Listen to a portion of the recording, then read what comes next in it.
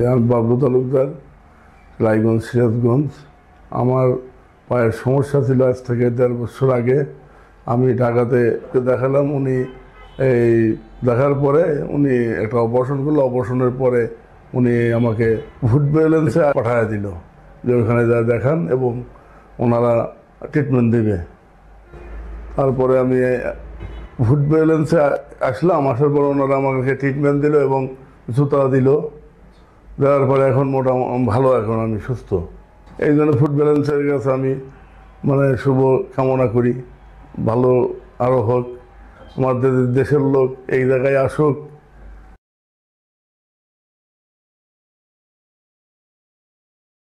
যাদের অনিয়ন্ত্রিত ডায়াবেটিস রয়েছে এবং যারা প্রপার ফুডওয়্যার ব্যবহার করেন না, তাদের ক্ষেত্রে রিকারেন্ট ফুড আলসারের ঘটনাটা ঘটে। রিকারেন্ট ফুড আলসার বলতে সেটাকে বোঝানো হয় যেটা একবার হিল হয়ে পুনরায় আবার ফিরে আসে। এক গবেষণায় দেখা গেছে যে শতকরা 40% মানুষেরই 1 বছরের মধ্যে কোনো না কোনো এক সময় এই আলসারটা ফিরে আসছে এবং 65% মানুষেরই 5 বছরের মধ্যে কোনো না কোনো এক সময় এই আলসারটি ব্যাক করে।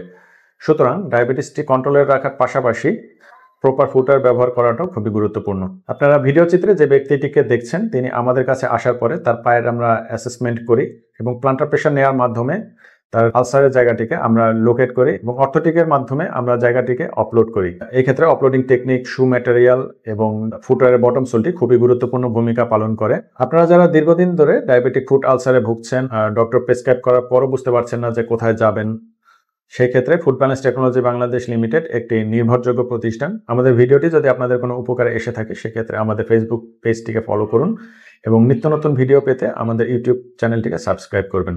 ধন্যবাদ।